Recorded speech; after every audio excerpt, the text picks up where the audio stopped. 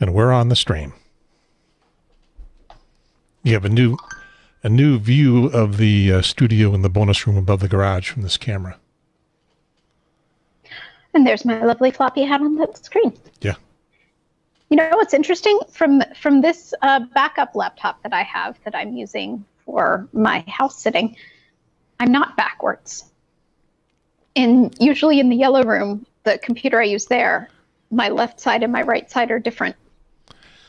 That's a zoom setting. You can mirror. It doesn't come out on the stream backwards, but you can set it up so that your view of yourself is mirrored or not. You got that option. It's not on so I'm doing the zoom on Chrome as a, launch in your browser, because I do not have Zoom downloaded to this teeny tiny tablet. Okay. And mirrored is not an option, and now I'm not mirrored. Yay. Yeah, I've never done it through just the browser. So last week we were rudely interrupted by no power coming through my wall outlets quite abruptly. How did that look on your end? What happened? Did I just disappear? You froze and then you vanished. Were you and Sarah still there, or did the whole Zoom go away? No, we were still there. We turned off the meeting because we didn't know why we were still there or what was happening. Yeah.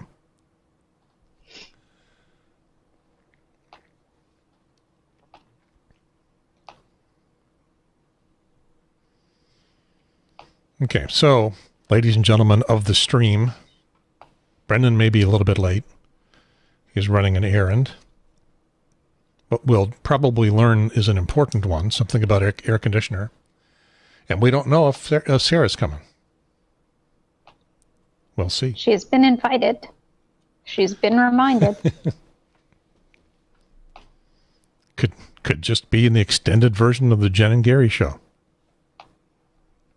Oh, good. Then we get to talk about movies. We can. I've watched a bunch. I have too. I'm in 2 movie studies a week now.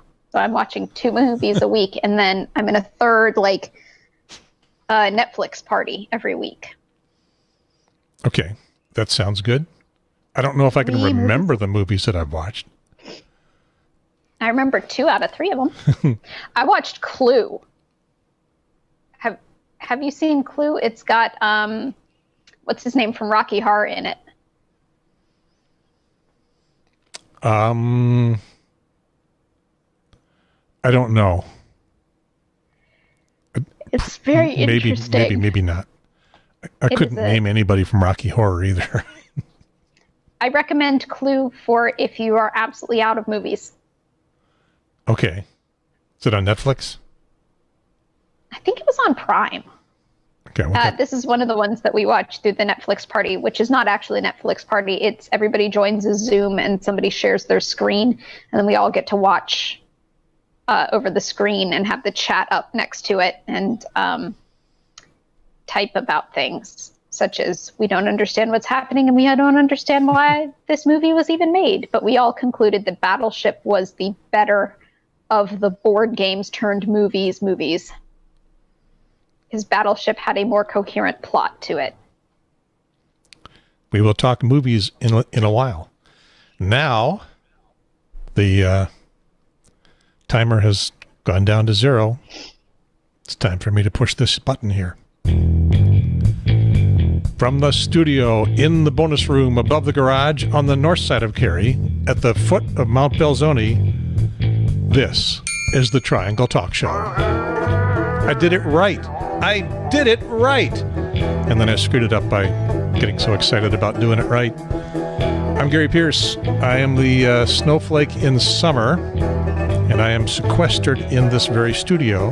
And from the sunroom on the border of Chapel Hill and Durham, sequestered at the foot of Mount Okinichi, which is a real mountain, unlike Mount Belzoni, and on the side of the hill with the chapel up top, I'm Jen, the host of NannyCast. And Victor, the cat of this house, will probably find his way through the...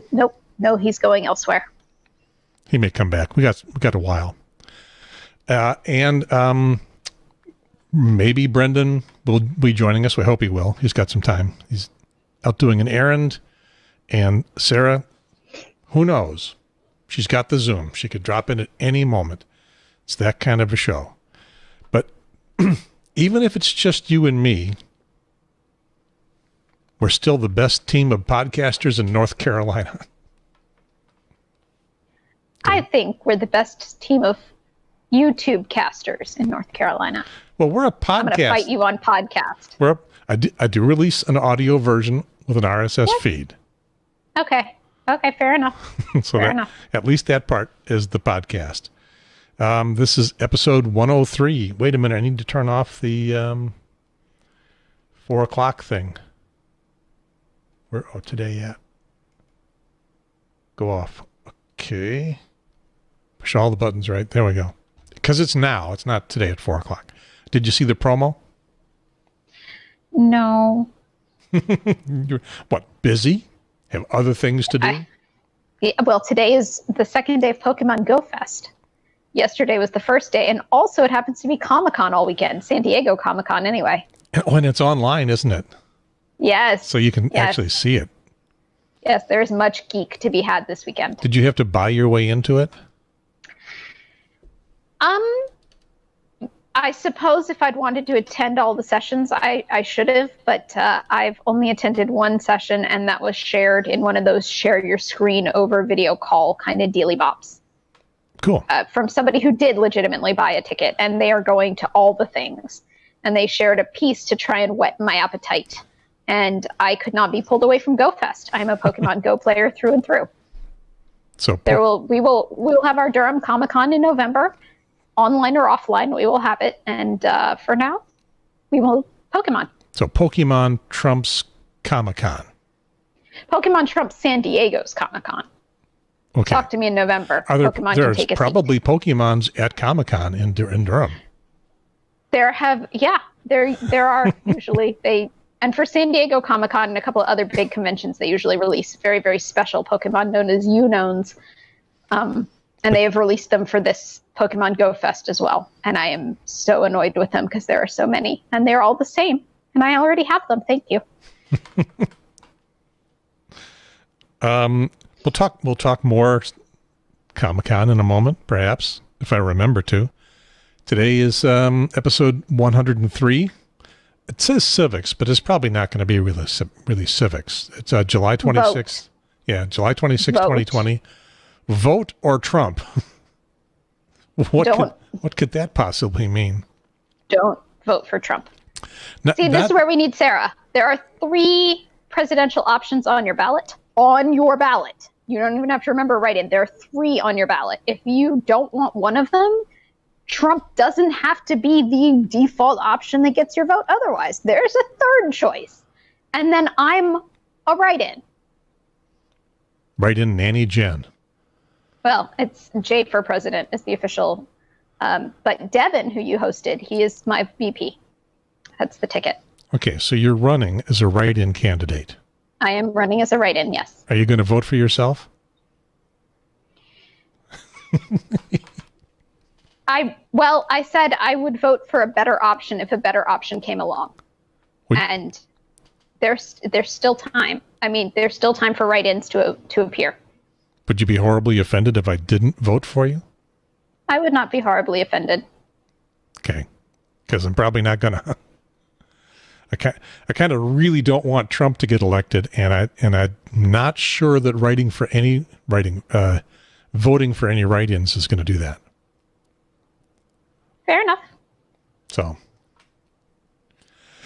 So what do I mean by vote or Trump, and not vote for Trump? And there's not a missing F there. There's not a silent F. It's a vote or Trump. It's because this could have been one of 2 shows. We had a guest scheduled who had to back out at fairly the last minute, and are probably going to be here next week.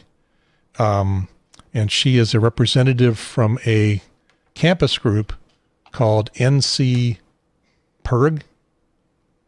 Not PRIG. NC PIRG. PIRG. PIRG.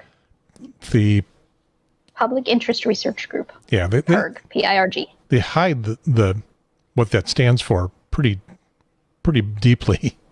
on their website anyway.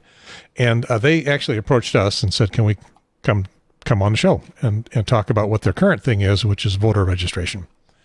Please do. I Please said, talk about voter registration. Yeah, and I said, sure. And then they couldn't make it today. So maybe next week. So the title was going to be, and could very well be next week. It was going to be, what was it going to be? I'm showing voter Trump on the show notes.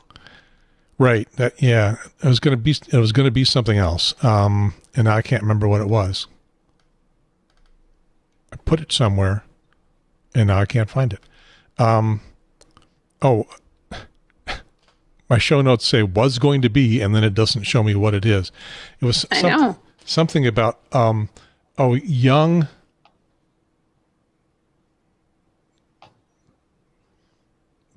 Vote young. No. It made a lot of nonsense to me when I thought it up. I'm gonna have to go find it. There's something about young people voting. Oh, vote young and vote often. There we go. Vote young and vote often. And that didn't mean vote twice in one election. It just means young people should always vote. They always make sense eventually. This makes me think of a song from a band called POD, called Youth of the Nation. We are the youth of the nation. We are the youth of the nation. But you know what? The nation doesn't give a crap unless you vote. Right. And if you're young, you can vote in J. For president. J for president. Couldn't get yourself on the ballot. No, ballot access is a big problem for a lot of people. If it were easy, can you imagine what the ballot would look like? Well, it would have Kanye on there, as well as me. As well as, who was the wrestler that was running? Because at one point it was the only people who had registered were me, Trump, and some wrestler. This is before... Trump was first, I was second, then a wrestler was third, then the news stopped reporting on it. At present, there is over 1,130 people registered to be electable as president. Somewhere. But not North Carolina. Here. No, here. We just don't all have ballot access. Oh, you can file, you can be listed someplace. Mm-hmm. With the Federal Elections Commission. Federal. Not North Carolina. Because president is a federal job. Not North Carolina Board of Elections.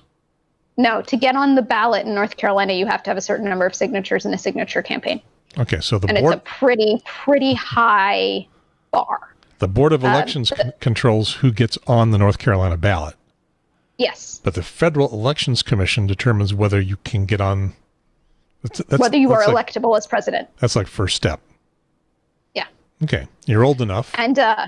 And the Libertarians are the way they got there, because their candidate now has ballot access. The way they got it wasn't through a signature campaign. It was one of the other things is if any down ballot races, if any candidates from your party have received over 2% of the vote in down ballot races in years prior, you're on all party races for your party get to be on the next year's ballot. So that is or the next term's ballot. So that's how the Libertarians got their presidential candidate.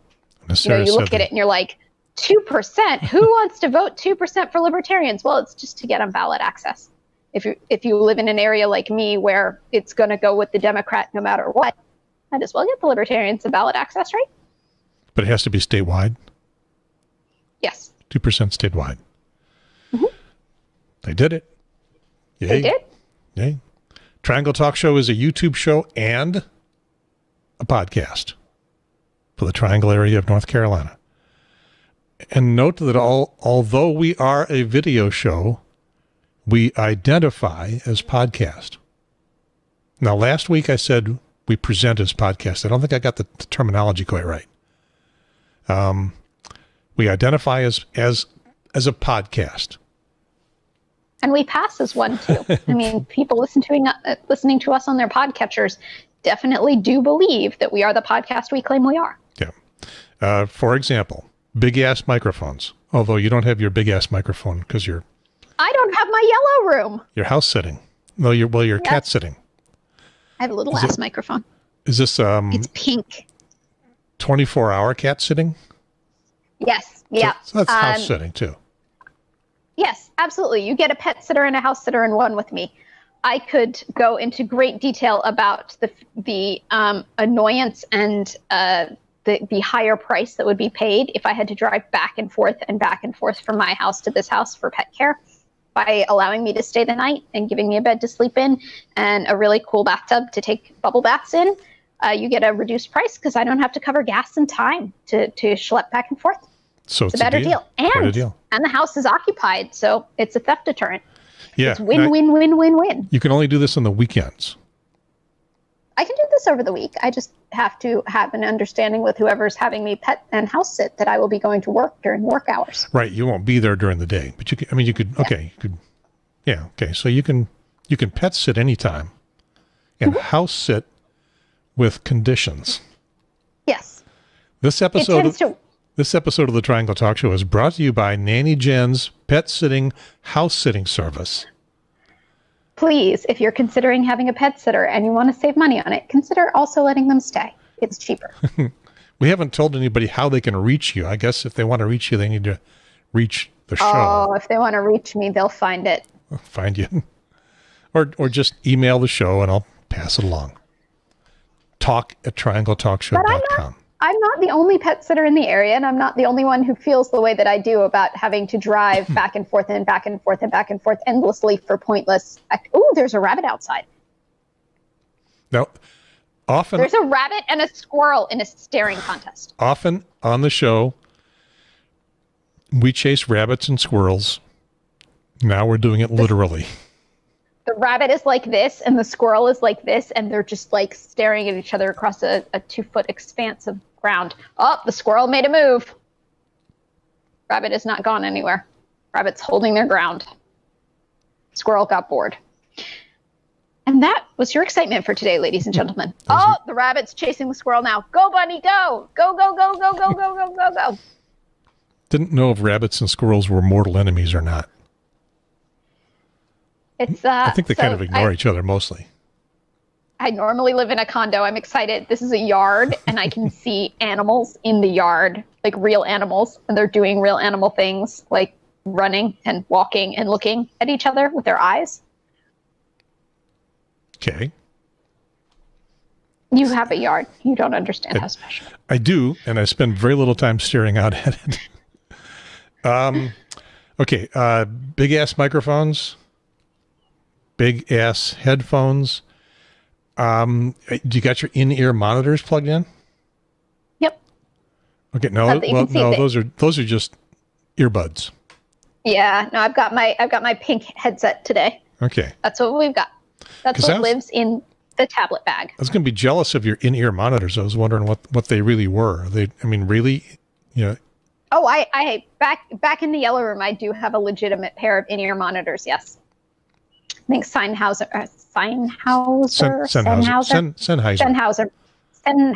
makes them. Yeah. And the particular pair I have was made in conjunction with Massdrop before Massdrop changed its name to just Drop. Okay. So you were saying that they give you the same fidelity as the big ass earphones. They do. They are sound absorbing, sound deadening, sound masking. Yes, the cuff, the earbud cuff, and so this is just a normal earbud that I'm showing on the video screen, but the cuffs that go around the little speaker bit for my in-ear monitors happen to be made out of a particular foam that does not allow any audio leakage, both either in or out. Okay, these are things that audiences don't really care about, but if you're a performer, rock and roll band performer, you want to be able to hear your instrument or your voice.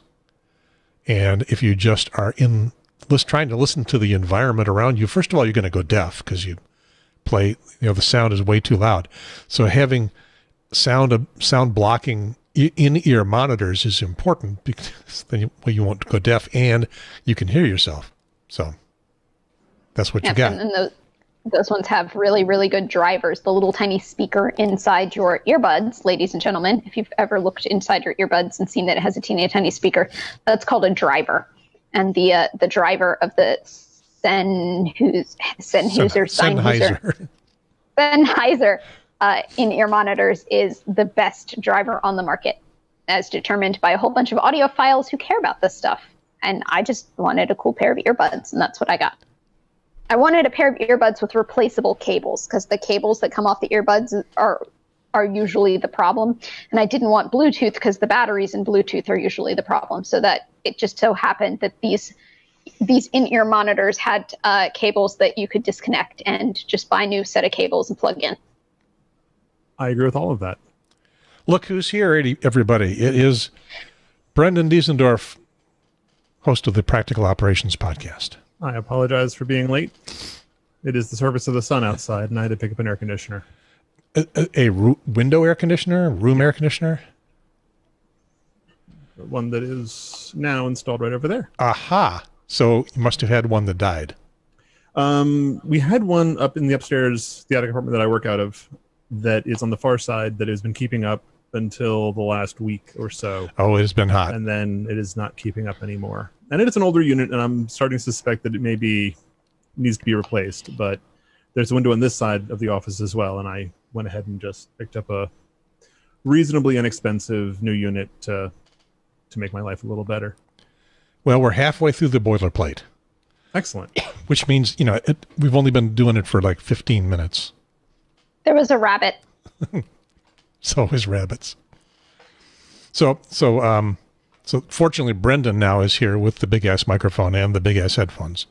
And conveniently, my headphones also have a removable cable, because removable cables are important for these kinds of things. Mine don't. It's removable, but you won't put it back on once you've removed it. Well, you can't. I don't have eyes on the side of my head, just in the back, as my kids will tell you. Yeah. So the big ass microphones and the big ass earphones, they pretty much shout podcast. And or yes, otherwise serious about audio. Really just trying to weasel my way around Jen's objection to calling a TV show a podcast. What can I say? We're both. No, I agree with the podcast. I just think that calling the YouTube channel a podcast is the bunny's back is the wrong way to go. What about the Facebook Live channel? Still not.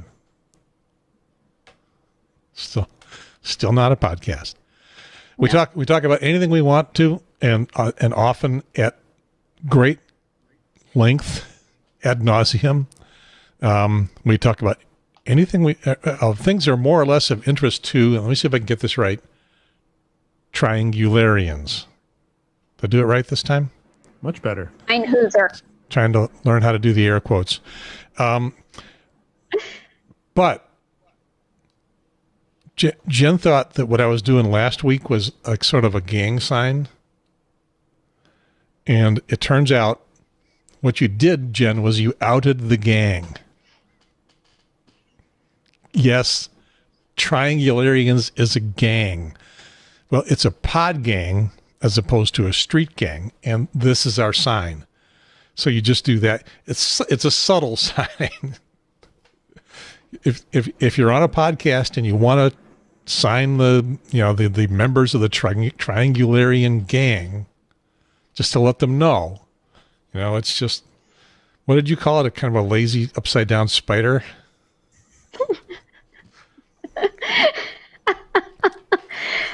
Crack me up, even when in the retelling. We're the Triangularian pod gang. So, or this one's the squirrel and this one's the bunny, and they're stuck in a staring contest. They're still outside doing that. No, that they've decided each other are not a threat, and so they're just going about their little munching on the lawn business as one does. Yeah. The garden. Is there a garden? There is a garden. There's a box with some flowers in it. I guess that counts as a garden. They're not produce flowers, though, so good luck to them if they try and eat it. Some flowers are edible. I don't know if any are delicious.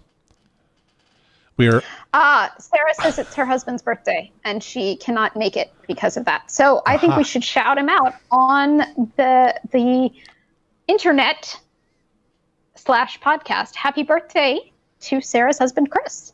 Happy birthday. May you have many Chris. happy more returns and not die of COVID this year. Happy birthday to Chris. Happy birthday to Chris. Happy birthday to Chris. We can do that legally now, by the way. It is in the public domain. For a while, I think it was Time Warner Records tried to maintain that they had the copyright, but they've been slapped down. We should do a story, not this week, because I didn't do any research for it, but in weeks in the future about the fact that apparently the birthday song is being sung in the wrong key and at the wrong tempo for how it was written. Oh, people sing it as a dirge.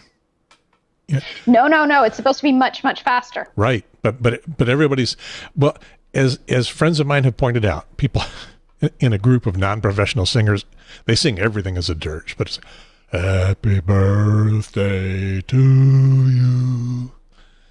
Because that's the best they can for do. Some of us, we feel like we're getting closer to that ultimate time where we are going to be on our backs for a very, very long time. A very, very, very long time. And maybe there does need to be a little bit of solemnity to the delivering of cake. Well, I'm a whole lot older than you, and I'm not worried about that yet. So. Also, you don't die of COVID. Nobody dies of COVID. You don't die of COVID, and you don't die of COVID, and you don't die of COVID. Nobody dies of COVID. You just pointed at all three of the members of our audience. Well done. I'm like the Oprah of "Don't die of COVID." Yeah. I would love to share your enthusiasm and optimism. I don't yet share your optimism. Well, No. This is me casting a spell so that nobody dies of COVID. I got some notes about that later on in the show notes. We are unfair and unbalanced, typically on the left-leaning side of politics, with the caveat that Sarah Wagner, if she is here, being a libertarian, provides, I'm not sure what. If she were here, she could tell us, because it's not going to be balance, because she's not hanging over there on the right. And even if she was, she'd have to be so far out to get the moment arm correct to balance the rest of us that she'd be like way out there, and she's not. So maybe it's perspective. We'll find out next time she's here. We'll find out when we get which we usually do at some point. Website, triangletalkshow.com, Facebook group, Triangle Talk Show, YouTube channel, Triangle Talk Show, Twitter, @TalkTriangle, @me sometime. Podcast-wise, and just proving that we're a podcast, we're on Apple Music, which is still iTunes on Windows. Why would anybody use that on Windows? We're on TuneIn. Try it on your smart speakers. TuneIn, by the way, is owned by Amazon. I learned as I was trying to figure out how to get it on the smart speakers. So it works. Well then. It works on the can't say it, can I? I'd better not say it. Sennheiser.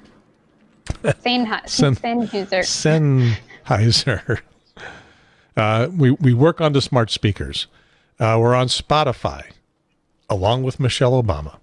They have not invited me to her launch party yet, even though I'm on Spotify and she's on Spotify. Has she had a launch party, or have they canceled that for COVID? Well, the show starts on Wednesday, and don't you be getting Michelle Obama get COVID. I'm Michelle Obama, and this is the Michelle Obama Podcast. We are here with a few members of my posse. Remember, you used to have temper tantrums. No, we don't need to talk about that. Conan. You know, if we look, it's going to have a lot of people on this first show. Then you want LeBron. Now you've got me thinking about marrying LeBron. Nothing has ever leaked out from this group. But that's the way it is with your girlfriends that you trust. Who was able to convince Mom to move to the White House? I was able to convince Mom to move to the White House because I'm her favorite. Yes. That's why. You made us all feel like not just our work had value, but our lives had value. You are the eternal optimist. Yes, we can, man. Yeah. She voluntold her husband. B-Boy is going to be there. She voluntold him. Testing 1, 2, 3. Is this good? Only only on Spotify and nowhere else. Told him, you better show up on Mike, honey. Oh. Yeah, only on Spotify. He's been ducking, man. He's been ducking. Ever since he got done being president, he was like, I'm out. And he meant it. Obama out. And he got yanked. He got yanked back in to give those graduation speeches, and then he tried to hide, but she told him no. So my girl Michelle and me both on Spotify, side by side. Right. I get no heat for that. We're now unlike. I have faith in you, Gary. I think you can do it. I think you can pull it off. Unlike Michelle, the Triangle Talk Show is also on Stitcher and Google Podcasts and back up there on the TuneIn and the Apple Music. We're all those places. She's only on Spotify. Clearly, we are better. So I have good news for you, Jen. The Joe Rogan Experience is becoming an exclusive on Spotify in September. Yes, I don't have to accidentally listen to it ever again. Starting in September. They had a delay in the contract, so they wouldn't trip it immediately. This is the best news. It's still on the free tier. I'm sorry Michelle Obama is stuck with him, but I'm excited about not ever accidentally stumbling into him ever again. Because you don't do any Spotify? I don't like Spotify. I'm a Pandora. Okay. Because, I mean, we're there, but we're everywhere. We're everywhere you want to be. You're on my smart speaker, and that's all that matters. So, Breandan, last week, the show ended abruptly, but you were already gone. I had that power failure. And the power's been really twitchy here as well. These afternoon thunderstorms, we get 5 to 10 seconds of drop, and it's not fun. Yeah, this was a small one, like 25 houses, apparently, just our neighborhood. We even saw the Progress Energy truck just down the block. So when we're heading over to Smithfield to pick up food because Cindy couldn't cook. So anyway, it was a small deal. We were, however, Jen and Sarah and I, just about to get into the great Tar Heel debate. Ah, yes. I have worn bare feet today just for it. Wait. This is a sports ball reference? Yes. Yeah, well, it's a North Carolinian reference because it started out that all people from North Carolina were called Tar Heels. Yes. And then UNC went, that's our team's team kind of thing, sports thing, magic ball. I believe basketball and football.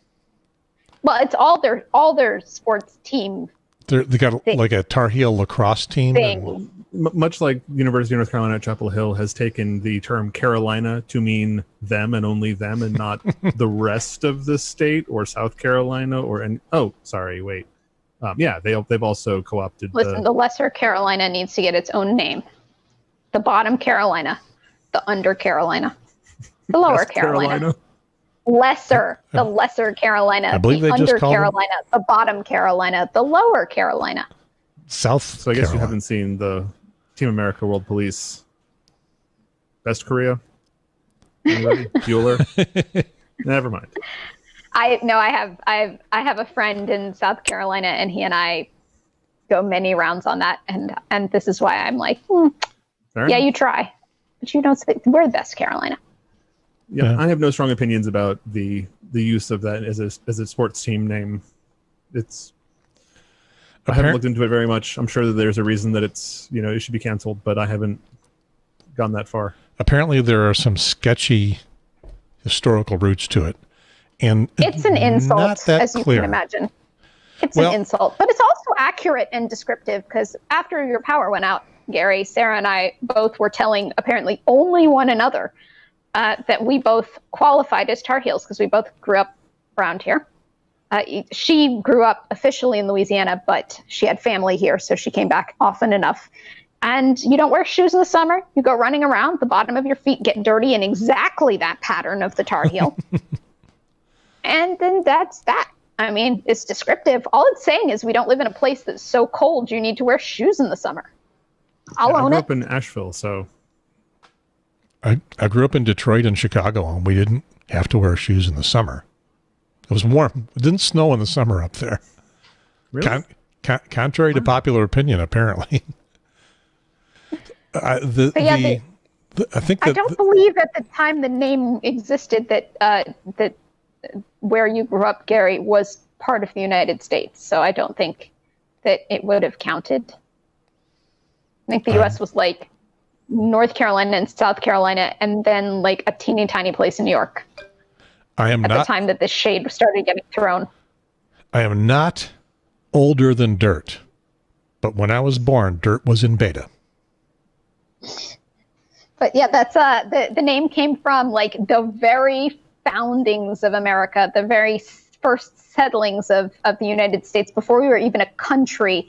The folks who stepped off the Mayflower gave the folks who stepped off or the folks who came from the boat that came after we lost the lost colony of Roanoke some crap because the bottoms of their feet were dirty. First shade. That may be one story. The heartburn story comes from talking about Confederate soldiers who, unlike other regiments from other places like Lesser Carolina, who ran and hid from the onslaught from the north, the regiments from North Carolina stood their ground as if they had tar on their heels. I think that's just trying to make some shade into some into a compliment. Well, no, yeah, I think it's all designed as a compliment. You know, they were steadfast. They did not run. But that makes it a Confederate connection, and that makes it bad. Well, there was also the history of North Carolina being a major producer of tar and pitch and other shipbuilding materials. Well, that's why your foot was dirty. Yeah, and a lot of laborers didn't have a lot of income, and this is well before the Civil War. This is rooted in the early part of the colonies. Yeah. That's another piece of the history. And that part was that was to denigrate them, but they eventually said, "Screw that, we like it. We're Tar Heels."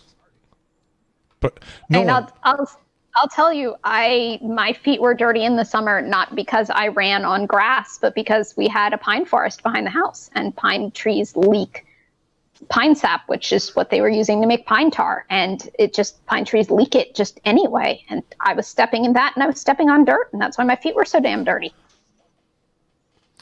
So I was going to expand. Well, that makes more shoes. I was going to expand that discussion. And I think we were just about to go there, and I don't think we got anywhere near that when the power failed here, which shut down the show. It didn't shut down you and Sarah. You were still on the Zoom, but we had many discussions about dirty feet and scrubbing our feet clean. Yeah, but it's the question of changing symbolic stuff versus real systemic change, and I'll find a way to be offended about my dirty feet in childhood if we can stop the extrajudicial killings of the police or by the police. Yeah. I mean, I am that committed to it. If we stop that, whatever you want, guys. But if we're just going to change talking about dirty feet and ignore the extrajudicial killings done by the police, no, I'm sorry. I can't be in favor of that because of the ignore the extrajudicial killings by the police part. Well, I have actually seen people say, well, tearing down monuments is fine, but it's not all that because that's just monuments. It's just symbolism. We need to go beyond that. And I guess the thing is that a start? I mean, is it worth doing? Is it? It's only a start if there's a second step. I mean, otherwise, that's all there is. I mean, I don't want to make it small, but I'm pretty sure that people would also like to live. And so, you can't say something's a start until there's been an end. And I really would like there to be a middle and an end rather than just the start. I think I'm hoping that months of protesting doesn't culminate in the removal of statues from courthouses and public places. That would be a really shitty place for this to wind up. It is a good step along the way, though, as long as it is along the way. Yeah. It seems symbolic, but highly symbolic, very importantly symbolic. And then, if it just ends up as that's where we stopped, well, at least we don't have those monuments to kick around anymore. But I've been surprised. Have you guys been surprised that this has kept on going? I'm not sure that they're marching around Raleigh anymore. It's not on the news if they have been, but yes other and no. cities are. The Occupy protests went on for years, right? Like they went on for a long time. I was missing for a big chunk of them, so I don't remember exactly the beginnings of those. I moved home back to the U.S. during the Occupy protests, but they went on for a long time, and it demonstrated to me that people have the sticking power to hang out for causes they believe in and actually persist, especially when they don't have jobs to go back to because the economy's in the toilet. So they're hanging out. And with COVID, a lot of people are either unable to go to work because work is closed, or they've lost their jobs or other things. And so they're not being pulled by the strings of, I have to go to work. So, or they're spending their free time. They're saying, okay, after work, there's no nightlife to go to. The bars are closed. The nightclubs are closed. I can go downtown and protest. So it's freeing people up in a way that they have not been freed before, which is, I think, giving some stamina to the protests and the longevity of it. The Occupy protest did go on for a while, and I can't tell you exactly how long. Maybe one of the big differences here is it is roping in a lot more people, which may be just because of why you said they could, because what else is there to do? They've got the free time or they got the no job at all. But there's way more people, more diverse population that's getting involved in it. So that seems surprising and impressive to me, I guess, even though I'm not willing to risk my health to go out and do it. But I'm glad somebody is. I think I'm glad somebody is. But on the other hand, I'm kind of worried about them. They seem to wear more masks and do a little more social distancing than the reopened North Carolina people did. I was at Home Depot today picking up an air conditioner because I wanted to get one that was in stock and I could get it right now and not have to wait for delivery or anything else. And so I wore a mask, and most people wearing masks, I give them credit. There was a couple wearing big American flag t-shirts that were very proudly not wearing masks. And it was somewhat frustrating to see that wanton display. But yeah, there's a political and cultural divide here that is separating the country and getting worse, not better. I was listening to the Under the Dome News and Observer podcast, and they had people out around the state doing something over the past week. And their note was, here in the cities, the masks thing is a thing for the most part, and out in the countryside, very much not. Kind of like my experience in Wilkesboro, where I was in that. This is the weekend after, or the week after, the mask mandate went statewide. And I was in that little convenience store, and nobody was wearing a mask. Everybody was bunched up around the cash register. There were the marks on the floor where to stand, but nobody was doing that. And they did not have a sign on the door. I was at Best Buy this morning picking up the next piece of failed technology around here. I heard a big boom yesterday, big crack of lightning, and it wasn't in the middle of a thunderstorm. And I noticed that our internet went out because the TV downstairs is on Google TV, so it just froze. So I came up and checked and rebooted things, and the internet came back. But then when I went to check the computer that's doing the Wirecast thing here, that feeds our streams, the Ethernet card was out. Couldn't make a connection. There is nothing sadder than a computer with no internet connection. It's just sitting there by itself, unable to talk to the world. I remember when computers were useful without the internet. There was a time where I was traveling and I brought my teeny tiny computer with me, as one does, because one thinks that one is ever going to have enough time to use their computer while traveling. And there was one night where I did have enough time. And also I'd spent a month in a country with a language that I did not speak fluently. And I had hit, what is it? They call it culture shock, where I just desperately wanted to hear a language I was conversant in, just any language at all. I wanted to not have the stress of constantly having to individually translate words in my head all the time. So I pulled out my computer and I said to myself, I am going to watch a movie. I'm just going to stream some. Breandan has had a squirrel hit the window. The storm window, which I had not adjusted. That's right. You just put an air conditioner in there. Snap down. Yeah. To finish my story, I was in Italy, and Italy it does not have the open Wi-Fi like we're used to here. It has, especially at that time, very high protections on the internet because they were trying to stop terrorism. And so in order to get internet access, you had to register with an Italian government agency where they could determine whether or not you were a terrorist before you were allowed on the internet. And so much for your access anyway. Which I had not done because I don't speak, I really honestly spoke phrase book Italian and thought I could not navigate that conversation. So I pull out my computer and I boot it up. I'm going to do this. It's going to be great. The internet is going to be my great savior from this just constant stress emotions I'd been under. I was enjoying my time, but stress, not in the but in just in the kind of sense. No, there was no internet. And I definitely had a very big cathartic cry over that because computers are essentially useless. And I said, why am I toting this monster around with me in my pack if it's not going to be able to be used?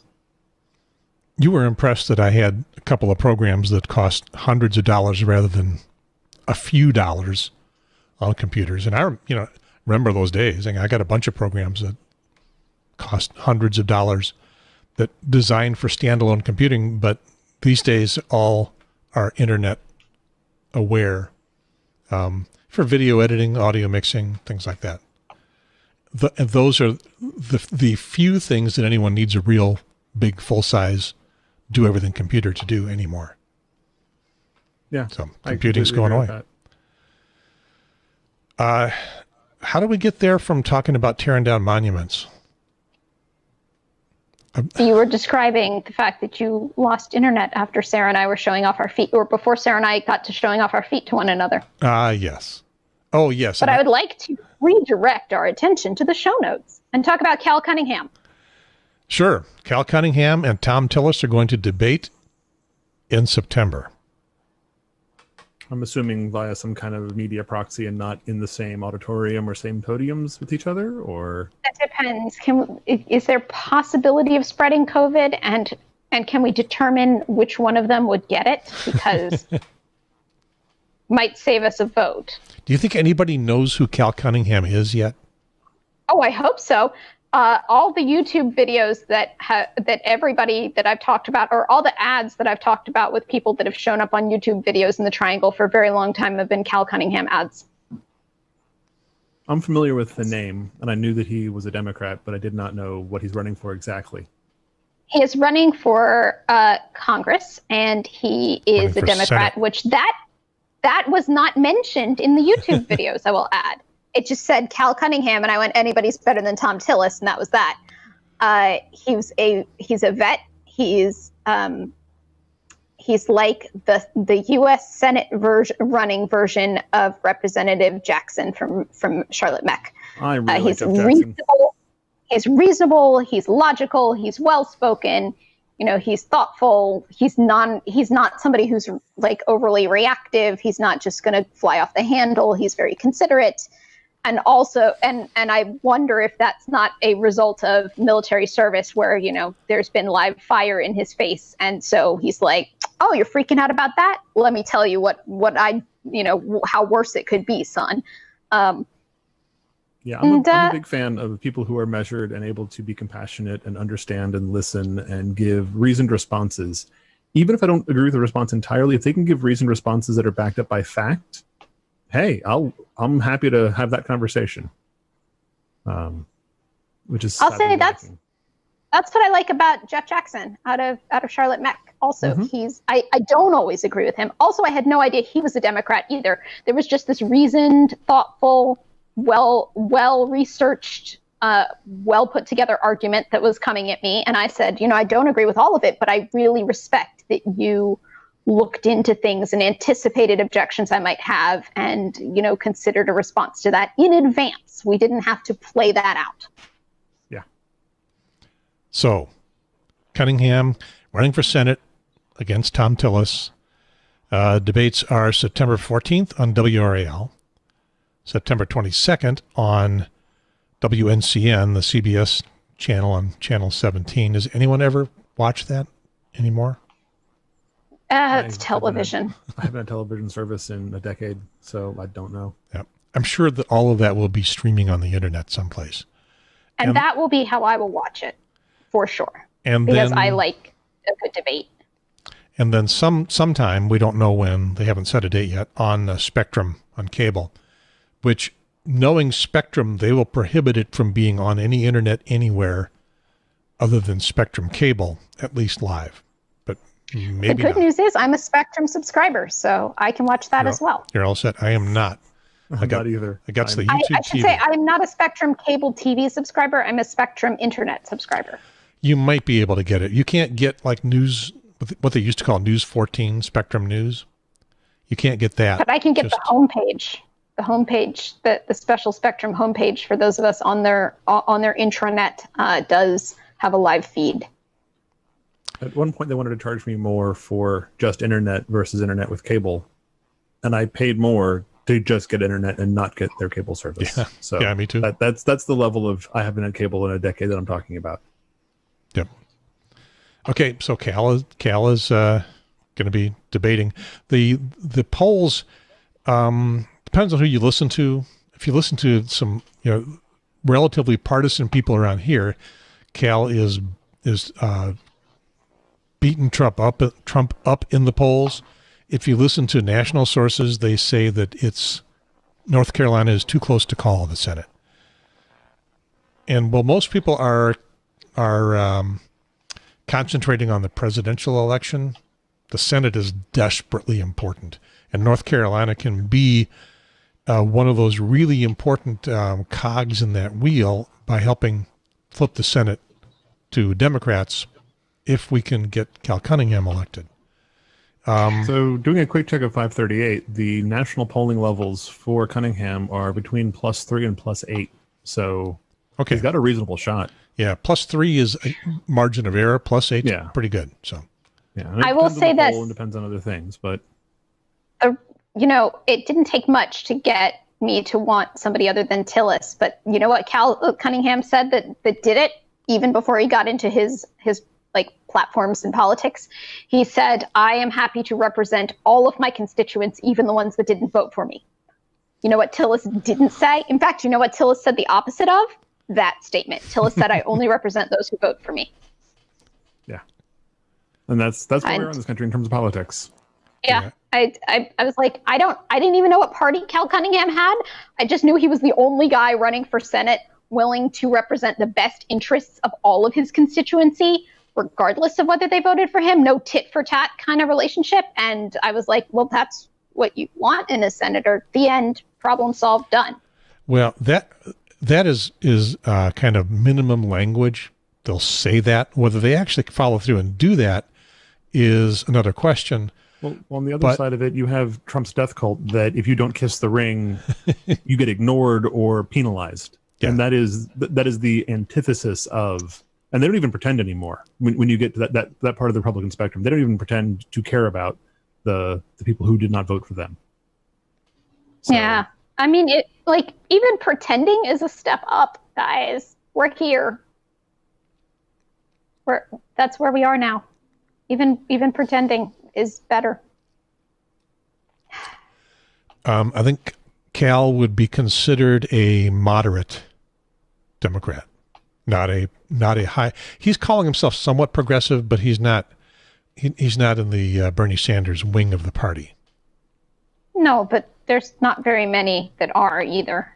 Yeah, but if we can wrest control of the federal government from the Republicans, I'm sure I'll do it. Yeah. I mean, I'll vote for a moderate who doesn't align entirely with what I want if it gets the crazies out. If my choice is in between a guy who at least is going to go through the motions of claiming he represents all of his constituency and a guy who's not, it's a no-brainer. You weren't here for this part of the discussion, Breandan, but earlier we learned that you do have a choice in terms of your presidential candidate. And it's not necessarily just Trump or Biden or even whoever the libertarian is, and I don't remember who that was. Jill Jorgensen. Okay. Or Joe Jorgensen. It's a woman. You can vote for Jen. Yes, another woman, if that matters to you. You have to write her in. She won't be on the ballot, but she is registered with the Federal Election Commission, and she can take office if enough people write in J for president. For president. So just keep that in mind, just in case. I'm going to be voting for Biden. I'm unfortunately voting against the death cult by voting for Biden.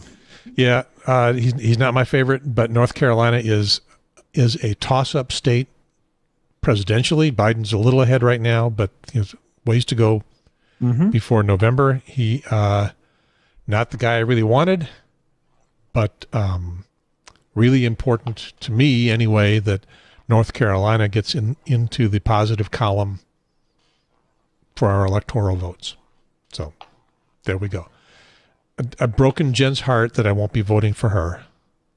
No, the votes I'm going after are the people who don't want to vote for Biden, but I'm also hoping to sway them away from voting for Trump. I don't want to vote for Biden. I mean, I don't hate him. It's just, he wasn't my first, second, third, fourth, fifth, or sixth choice, but close enough. Plus, I don't think he's going to make it 4 years. I think whoever the vice president is will take over. I just want them to make it 2 years so whoever's vice president can take over, get those 2 years, and get 8 more. And that, by the way, is never going to happen. Yeah, looking at the current polling, Biden's ahead by 2 points in North Carolina, which is basically margin of error. You're right. It's leaning slightly Democratic, but not by much. Yeah, which is kind of surprising for North Carolina. But then do remember who's being polled. Well, it depends on the poll, but what's your point? It's that it's an unbiased sample, or it's a biased sample to start with. It's people who have landlines. Some of the polls only do that. Some catch cell phones now. It's people who have cell phones and are willing to answer them, too. Yeah, I mean, they may answer unknown callers. They may have tried polling me, and and I've missed them. I don't respond to numbers I don't know. Yeah, I just don't. And I mean, I don't get surveys, even if they've never left me a voicemail to say they're doing a poll, but I've never knowingly gotten one. All I'm saying is I think the more savvy people are not represented in the poll. The polling is, I think that's why they get the margin of error. And generally, when you go back and look and see when you get to the point where you've got an election, because no one can tell whether the poll today is accurate or not. But when you get closer to the election and then see the results of the election, it turns out the polling, at least coming up toward the election, that wasn't that bad. Trump seems like an outlier. The 538 guys, they like to point out that they gave Trump a 1 in 4 chance, and that means it never happens. That means 1 out of 4 it does, and he got the 1 out of 4. When Trump first tossed his hat in the ring, I knew he was going to be president. All the signs pointed that way. People were too quick to dismiss that he wasn't going to be president, and rather than taking his threat seriously, and that was the kiss of death. Just because people weren't taking him seriously, or did you see something else going on? I saw a whole bunch of people really liking Trump's populism, and I saw a whole bunch of people going, "Nah, it's gonna be Hillary. Don't even worry about it." And that's not the way to address it. If a whole bunch of people like Trump's populism, you've got to go, "Oh, these people feel disenfranchised from the way voting has normally gone. How can we reach out to them?" Yeah. I mean, it wasn't 1 or 2 people who were glomming onto Trump's populism. It was a significant chunk of people who were continually dismissed, and they're going to feel more and more disenfranchised, and that's not cool. And that's why Trump became president. And they've felt disenfranchised for 35, 40 years. It's not they didn't like the last cycle. It's they've felt excluded from the process for decades. And this is them being able to say F you and change. Yeah. And they were letting people, they were telegraphing it, they were writing it, they were saying it on the nose, and people were still like, "Nah, you'll be fine. You're gonna hop in line if you want." And I was like, No, listen to these people. You haven't been representing them for a while. You haven't been listening to them. You're doing more of what they're accusing you of. Stop it. And that's when I realized Trump was going to be president, because there were other people who were sitting there watching this happen and going, I don't know if I can vote for you when you're treating them like that. When because you can't bet on it, I think, in this country properly, but when the UK betting pools started shifting to Trump heavily, I knew that it was going to be for a rough ride. I think there's Las Vegas betting on the elections here. I thought it was just the UK, but I think you can get a line out of Vegas. I'm not sure. Okay, so next, you better not pout, you better not cry, you better not shout. I'm telling you why. Trump-a-Claus is coming to town. I saw a very amusing statement when this story. Trump is coming to Morrisville to go look at a critical vaccine components plant. And there were two standout comments in the Triangle subreddit about this, because the story broke there. Let me see if I can guess one of them. That they're going to have to throw away the whole day's production.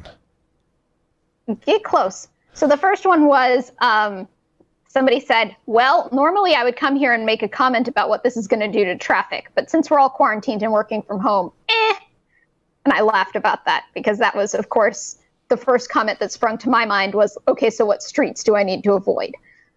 Because it's going to shut everything down traffic-wise. And he made a good comment about how the pandemic is actually making it a little more acceptable that the president is coming and closing streets. The second comment had to do with throwing away a day's worth of production. They pointed out that Pence, when he toured NASA, did push the do not push button. And there was instantly a betting line set up over whether or not Trump was going to be better or worse than Pence at not touching things that he's not supposed to touch. Yeah, I've read that a swab manufacturing company had to throw away a lot of stuff that he walked around without a mask. Go ahead. We were reassured by somebody who works in quality control, not at that plant, but in a different plant, that Trump will not be allowed on the open floor. He will be allowed into a fully enclosed observation bay where he can see through the glass. He will not be able to contaminate anything that's happening on the actual production floor. But honestly, you don't want any politician or anybody off the street to sort of walk into any of these places. You want to keep it controlled, and so... Yeah, I'm sure they got clean rooms and stuff. And somebody else, and procedures and things you don't do, and you need knowledge and skills to walk into that facility and operate things. You don't just let the new hire on their first morning run rampant. You go through the process because it's important. And yeah, and that's what the difference is between a president and a king. He might be president, but he is not king. Acts like it. He tries, and some people are letting him get away with it. But yeah, and then finally, the third standout comment. I know I said there were only two, but I have since looked. There was a third. Somebody said, oh, good, I was just running low on paper towels, in reference to the time that Trump came out in the wake of one of our major hurricanes and threw one roll of paper towels into the crowd and then left. In San Juan, Puerto Rico, after Maria. Yeah, so here's where he's going to be. This is the company, the Fujifilm Diosynth Biotechnologies. Look at that. Fujifilm survived. I missed that. Sort of. In Perimeter Park? This is Davis Drive. That's McCrimmon Parkway. For those of you that are on the audio audience, this is Davis Drive, and that's McCrimmon Parkway. And they actually have two separate facilities that are side by side, but not really connected. And so I don't know which one he's going to be at, and I don't know what time, but this is one of them here, and this is the other over there. And for those of you who are listening to the audio-only podcast, they're very close. They're separated by what looks like a teeny tiny pond with a teeny tiny fountain. Yeah, and a little stand of trees. And let's see. Can I get to the 3D?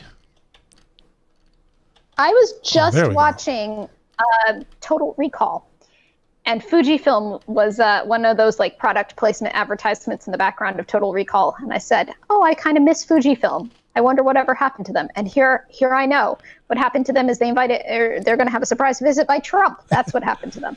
Well, they've pivoted a lot, I guess. They made film. They were the Japanese Kodak, and in my career, they made videotape, the giant reels of videotape that we used in broadcast production, and I think they made a variety of videotapes, and now all of that stuff is gone. No one uses film. No one uses videotape. This under construction brown area here, that's all. I actually drove out there yesterday. That's all built up. It's done. So I don't know whether he's going to that, because there were stories about going to the new facility. If he goes to this one, then, and that's probably where he's going to go, the Secret Service will have more control because the road going into it is just for Fujifilm. I don't know if it's a public street. They can close it or not. If he's going to the other one, then he's got a lot more suburban street to go up and down. So I'm pretty sure there's going to be protesting going on, and I don't know where. And I've seen some Facebook comments from people saying, well, I'll go. Just tell me what time and where to show up.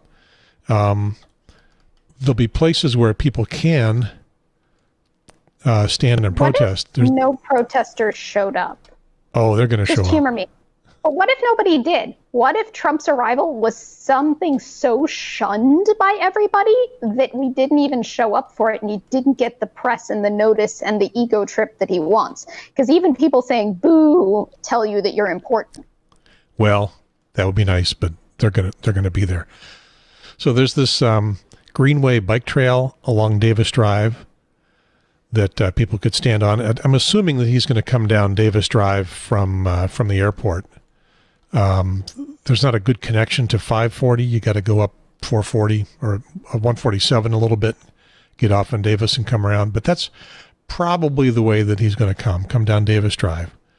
And then before you get in there, there's access to stand along the side, and wave signs and stuff.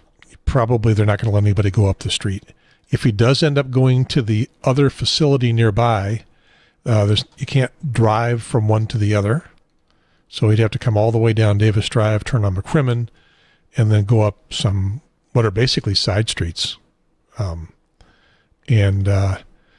if this is where he ends up, then this has got sidewalks all over the place, and there's lots of opportunity to line these streets with protesters. But I don't know if we will know where he's going until he's got there. So protesters may have to show up everywhere, cover all that territory. That may be difficult. I don't know if we're going to do a Portland thing here, if they're going to bring the stormtroopers.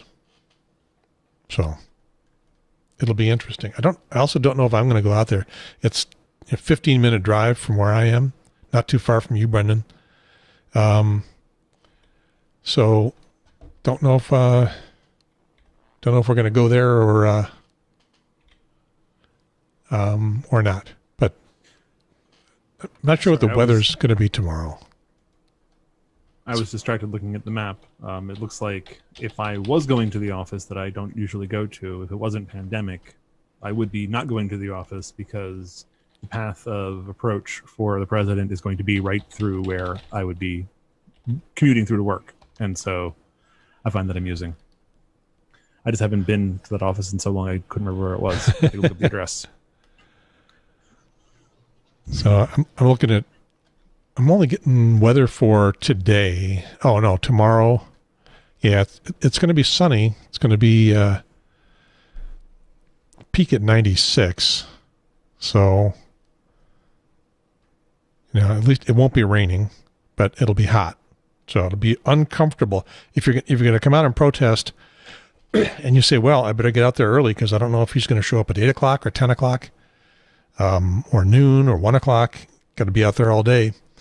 Going to have a long, hot day in the sun. It's going to be pretty miserable.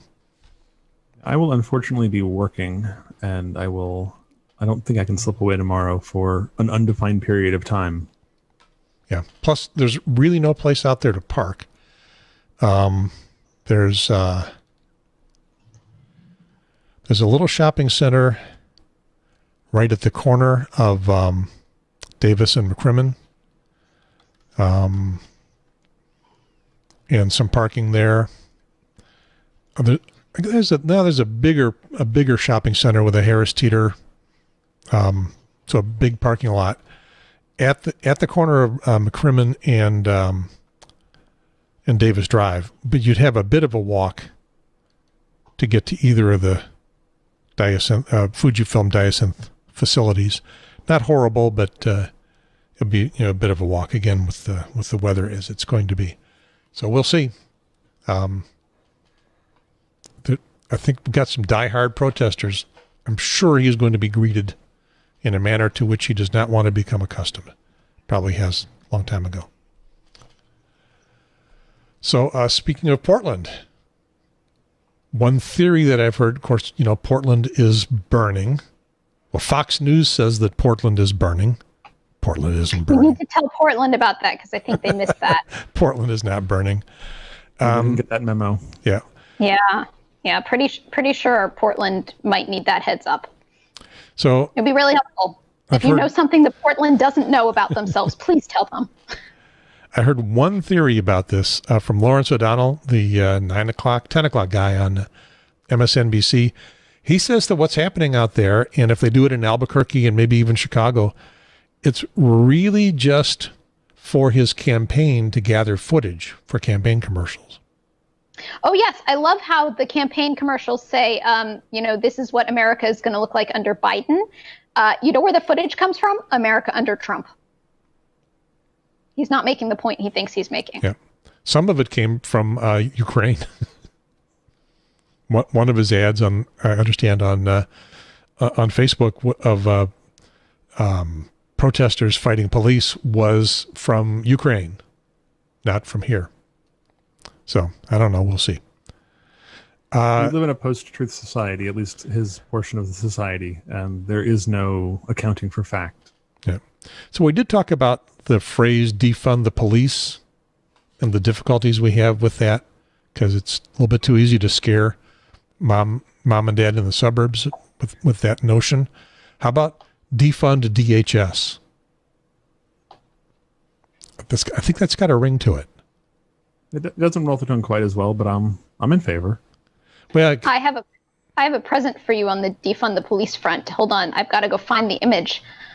I found an image that covers defund the police properly in an easy to understand guy carrying a lot of rocks kind of way. Nope, that's about COVID masks. I'm scrolling. That's about somebody was trying to. Here we go. Can I share my screen this way? Let's find out. I can. In theory, yeah. Check this awesome out. You disappeared entirely. Oh, there we go. There we go. So it says there's a police officer holding a bunch of rocks on his back, and there's somebody holding up a sign that says defund the police, and there's a guy trying to get him to see reason, says defund the police. How is he supposed to carry all of that with less money? And up there we have gang violence, drug dealers, drug possession, pollution, school security, homelessness, theft, domestic violence. I can't read every something crisis, every unexpected crisis. And finally, at the bottom of the stack is keep the peace. So then we go to a new frame. And in this new frame, the police officer is happily smiling and just carrying the rock that says keep the peace. The person with the sign that said defund the police responds to this other individual. He's not. And you see affordable housing taking a couple of the rocks. Decriminalize and regulate is taking the rocks for sex work and drugs.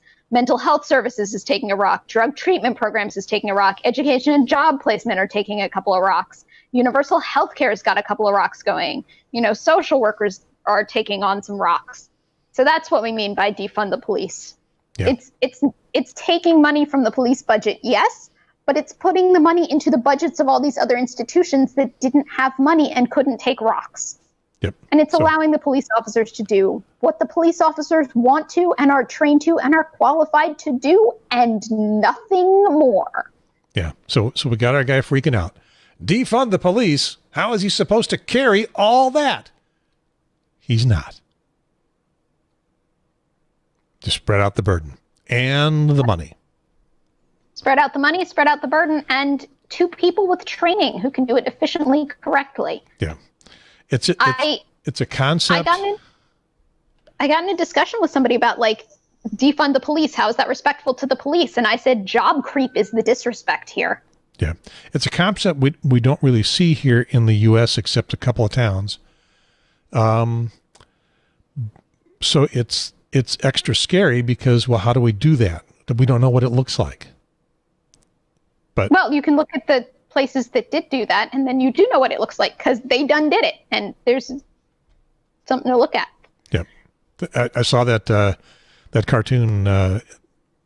May have seen it in the paper, but I certainly came across it on Facebook a bunch. So yeah, it does a good job. We'll stick that on the website, triangletalkshow.com. If you're on the audio audience and you want to see what that looks like, we'll show you.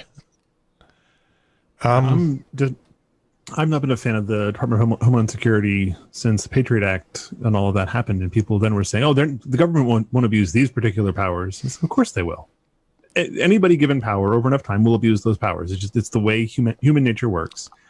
And this is a sweeping reform that is being passed by the folks who generally fund and operate the militarization of the police style things. That's part of the reason that police departments get military style weapons. And it's only a matter of time from that point forward to you have DHS and other folks running rampant and moving well outside of the charter that we originally envisioned for them. So it's time to pull it back in and refine the charter and curtail the power and to defund them and take some of those resources away and redistribute them to where they're supposed to be. This is how governments work. This is how policy works. Every once in a while, you review the policy and you say, is this doing the intended thing? No, it's not. We're going to stop it from doing that thing now. Yeah, DHS didn't exist until after 9/11. And then it was created and it gobbled up all of the police type agencies, law enforcement agencies, federal law enforcement agencies underneath it, and others, FEMA and stuff. So, and I'm going to reiterate that the conversation that keeps getting lost here, and maybe it's the good thing that it's getting lost, is the discussion about specialization. There's a reason that people become experts in very small avenues and very small lanes. And that's because if everybody tried to be an expert in everything, there wouldn't be enough hours in their life to accomplish that. So rather than throwing money at a non-expert, if you can throw the money at an expert, you get more for your money. Sounds good to me. Defund. It's one of the insidious things that I've seen in the Republican conservative platform is an attack on expertise and specialization, which I've had many off-podcast conversations with Sarah, the token libertarian, about this. The libertarians are on board with specialization. They understand that a good society is made up of a bunch of people each being experts in different areas so that they can come together and share their expertise with one another. Some being part of the government and some not. And I guess they would prefer mostly not. Well, it's use the right tool for the job. It's the old thing about the only tool you have is a hammer, everything looks like a nail. If the only public servant you have is a police officer, every problem will be solved with a gun. And that's not an appropriate way to handle most problems. Yeah, they may not pull out the gun, but they won't pull out the expertise. But they represent either. the gun. They represent the ability to use deadly force. Yeah. And that is not an appropriate solution to de-escalate a domestic dispute most of the time. That's not the appropriate tool to help anybody with anything most of the time. Yeah. Or a drug-based addiction, or anything-based addiction, truly, or any of those other things. It's not. And before, as a little bit of emotional caretaking to the police who feel really bad about this, yes, it does suck to hear that people think that you aren't capable of something, and that is not what people are saying. What people are saying here is you're not trained in it. So you know, truth be told, you didn't do the expertise level of schooling, and you know that, and that's true.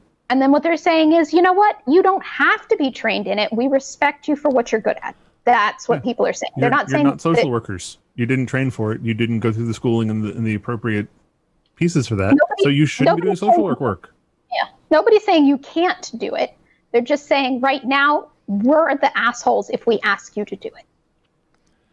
And your time and resources are better spent on other problems. Yep. People love you for what you can do and what you do and what you're trained to do. And we want to give you more time to do that. That may even be a charitable view of the training that they get.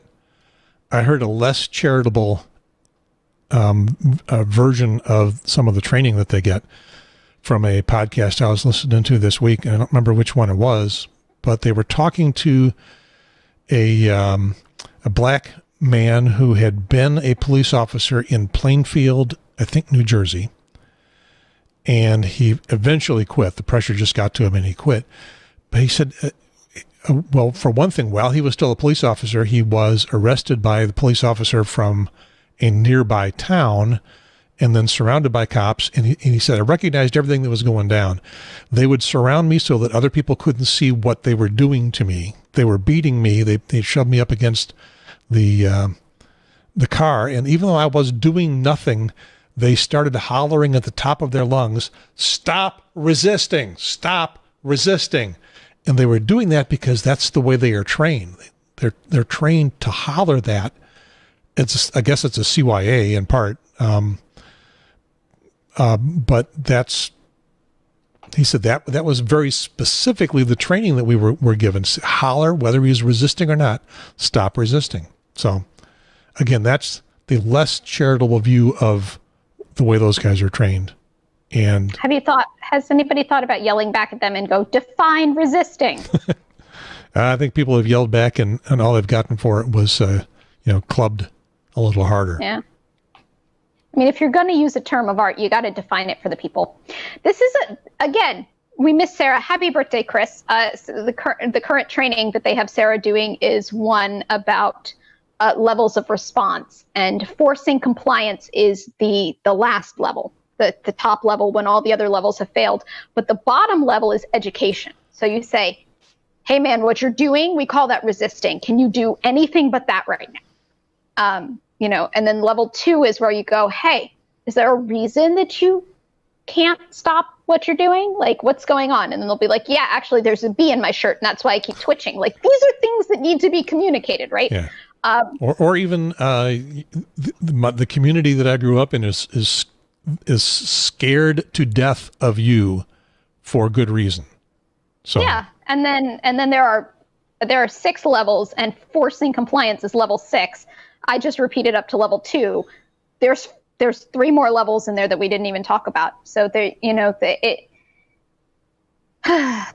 police have jumped. It's escalation. They jump straight to level 6. They jump straight to forcing compliance. And most people are reasonable enough that levels 1 or 2 will help. Like level 1 where you go, hey, it's for your safety. There's a thing you don't know about and it's about to happen. And like, we need your head down so that you don't get dead. Or saying, like, hey, why are you twitching? Why won't you sit? Like, I need your hands behind your back. Oh, because you had surgery and like there's a pin there physically blocking your hands from going behind your back. Our bad, we'll cuff you in the front. Yeah. But in that moment, a lot of people, and I've been guilty of it. Like, you scare me, you surprise me, and in the heat of a moment, I will forget to convey information because it doesn't occur to me that you don't already know it. And it doesn't occur to me in that moment that I should convey it because I got adrenaline going and it's all I can do to like fight my animalistic instincts to go like, all claws out and start biting. Yeah. So, plus, somebody has to ask, has to prompt. Plus somebody has to be willing to listen. Yeah. That's asking and prompting does signal that you're willing to listen. Yeah. So we'll see. So I think the problem with defund DHS is not everybody knows. Not very many people know what DHS is, but which is extraordinarily sad. But. Yeah, but it's got the advantage of being onomatopoetic. Did I get that right, Jen? It makes the sound that it makes. Alliterative. Onomatopoeia is the thing makes the sound that it is. Yeah. Okay. So like it's not that. It's not that. So it's got two D sounds. Defund, DHS. What is that? Alliterative. Alliterative. Okay. I keep mixing those two up. I flunked English. I paid attention in 9th grade English class. And what? I flunked English 5 out of 4 years in high school. It's me and social studies. Yep. The federal troops in Portland are from customs and immigration primarily, and they're not denying it anymore. They're actually kind of bragging about it, and they're saying, "What do you mean there's no identification? It says police right on their fatigues." What police? Doesn't say what police. Oh, speaking of, did anybody catch that somebody, and I didn't catch who it was, so really I am not just asking it rhetorically, like, did anybody catch that somebody very important with some government agency did please politely ask people to stop wearing the uniforms of the government when they aren't actually law officers, peace officers?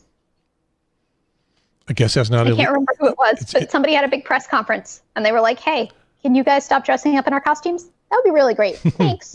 Yeah, I did not hear that. I mean, in some ways, it's not illegal to do that. It's illegal to impersonate, but just wearing the same uniforms, I guess that's not illegal. Shall we move on to local COVID news? I have not died of COVID. I've only died twice of COVID. I'm kidding. You're looking pretty good for that. Among the three of us here, has anybody got any new COVID connections? I have some people close in my life who are getting tests next week to see if their illness is COVID, but I don't have any confirmation yet. Okay, so they've got the house I am in this house because the person who lives in this house had to go to a specialist that only existed in one place in the U.S. to get specialty medical care, and so had to have a COVID test, and they tested negative, or else I wouldn't be in the house. So celebration for them. So it's like my surgery, had to get the COVID test before getting the surgery. But they said exactly 5 days prior. You had to have a negative test result exactly 5 days prior, which led to a lot of consternation about how, they can I know they can test me 5 days prior, but when is the results going to come in? And calling around and making sure they could find some people who could guarantee that the results would come in exactly on a particular date so that they could be exactly 5 days prior to the medical procedure. For me, it was within specific. Yeah, for me, it was within 48 hours, and that was possible. I got my results in less than 24 hours, but it was a closed loop system. It was all UNC. UNC doing the test, UNC doing the analysis, UNC cutting me open. I also imagine they can prioritize their own tests for doing their own surgery in their own facility. So, yeah, where I went was not open to the public. You guys couldn't just go there and get your test. The place that Jen was happy that they had a roof over their head. had an actual building with an actual roof. Yep. So it was a parking deck, but it was better than one of those party tents. So I didn't check today, but as of yesterday, in Wake County, the number of the number of deaths, the number of people that have died in Wake County doubled in July. It doubled the number that had been aggregated from March until June. From March until June, there were around 50. In July, another 58. Total is now 104. When asked, this is a quote from the News and Observer, when asked why Wake's death toll has grown so rapidly this month, state and county health officials offered no explanation, with each referring back to the other. I don't know why, ask the state. We don't know why, ask the county. From what I've been able to suss out, there's a 3 to 4 week lag between reporting and death in terms of there's an increase in positive tests and there is an increase in deaths. And if you back the graphs up about 4 weeks ago, or for the 4th of July weekend, is Memorial Day. And that's when the tests started coming up. And boy, howdy, that's what's happening now. We keep on talking about we flattened the curve here. We have definitely not had a crazy initial spike like New York did, but New York's daily caseload is far lower than ours and keeps on going down, not up. So yes, we avoided the early peak, but we are still climbing, and we are not following the appropriate. We, being North Carolina, are not following the appropriate distancing guidelines to keep this from becoming more of a problem. Yeah, we are in Cary. Don't know about you guys in Glenwood Avenue. Okay, I'm nodding because the exact and specific words of what you said are true. We are not following the appropriate guidelines to prevent an increase in contracting COVID. Mm-hmm. However, we're still on par with the flatten the curve model. We're on par not to overwhelm our medical resources. And we are not hitting exponential growth. We are not doing some of the really scary things. We're not Texas. There's counties in Texas that now, like the smaller, poorer counties that only have 1 or 2 hospitals, that are done. They don't have any places to put anybody. So if there's a car accident, if anything else happens, you can't get a medevac, people die. And they send people home because, well, we can't help you, so I'm sorry. Yeah. Like, we're not there. And that is the horrible, that is the horror show end time that you do not want to get to. And thankfully, we have not hit that. And we are managing our resources, and we are able to predict ahead and summon more resources as needed. But we are also not doing the right thing to lessen the impact. Yeah, our hospitalizations are up, and they're hitting record numbers. Yes. They're just not hitting limits. Crisis levels yet. Yeah, yet. So what's the take-home message? It is, don't do anything you're not already doing, but also try and do more if you can. Yeah, we can do better. Wear masks. Use hand sanitizers. Don't make it worse. Try and make it better. Yeah. If you can't make it better, just make it the same. Yeah. 80% of the deaths are people over 65. 60% are people over 75. So not very many really young people have died. Like less than 10. And you know why? Because we have sufficient medical stuff. Yeah. So what are the demographics in Miami-Dade County of death? Yeah, I don't know. Because it's going to be very different down there, where you have a lot of active party scene folks going on, and the infection curve and distribution is very different than it is here. And at some point, when you overwhelm medical capacity, people die. And that's what's going to happen if we don't take it seriously. We're learning that... Take it seriously. We're learning that young people are more capable of surviving ventilators, is what we're learning. This doesn't mean that only old people have been put on ventilators. It means that young people are living through that experience, which you would expect in just a younger piece of meat.